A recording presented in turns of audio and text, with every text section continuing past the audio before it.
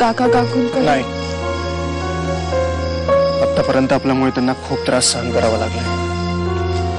यापुढे त्यांना त्रास देण्याची इच्छा नाही माझी। खरं तर एक व्यक्ती आहेत ज्या आपल्याला मदत करू शकतील। कोण? वसुमती राऊत।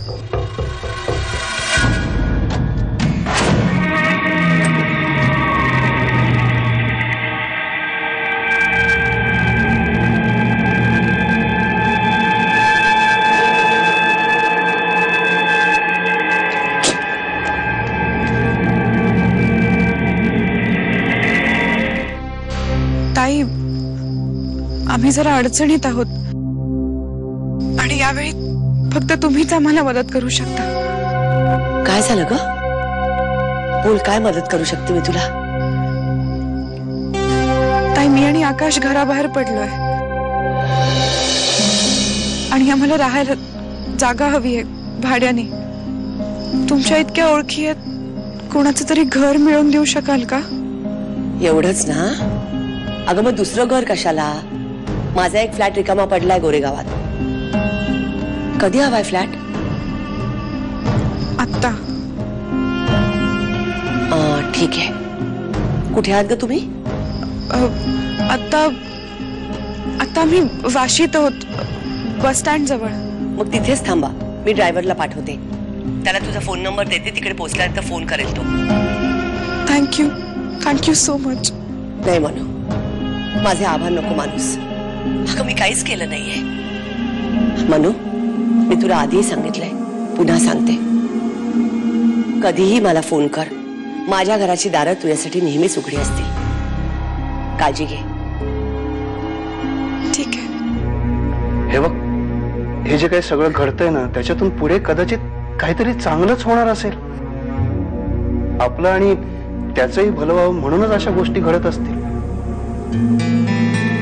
आपल्या नशिबातच हे सगळं लिहिलं असेल तर आपण ते कसं काय टाळू शकतो?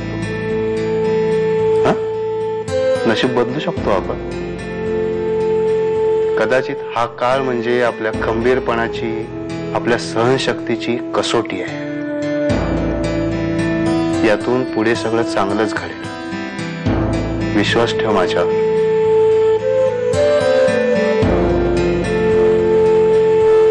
तो मंगेश गायब झालाय, फोनवर सापडत नाही।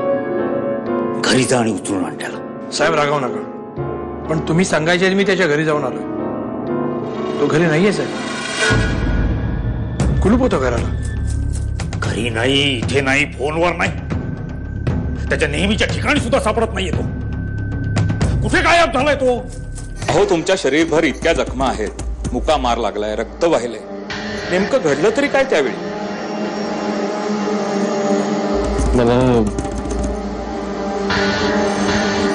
मला काही आठवत नाही डॉक्टर। आकाश, मला खरंच खूप गिल्टी वाटते। हे जे काही झालं ते व्हायला नको होतं। मी माझ्या आई बाबांना चांगलंच ओळखतो, एक दिवस ते नक्की आपल्याला बोलून घेतील। पण परिस्थिती बदलणार नाहीये ना? असा विचार का करतेस तू? तोपर्यंत मंगेशची केस संपली असेल। खरं तर कालच सगळं संपलं असतं, पण तू मध्ये आलीस। म्हणून तू जर मध्ये आली नसतीस ना तर आकाश, ज्या गोष्टी कायद्याने होत आहेत, होऊ शकतायत, त्या तुला स्वतः का करायच्या आहेत? कायदा हातात का घ्यायचा आहे? हे बघ, तू आता माझ्या बरोबर आहेस ना? आपण मिळून ही केस लढू।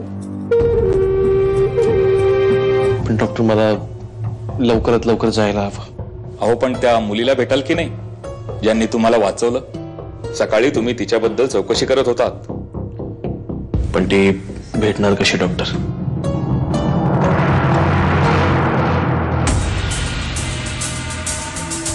हाय,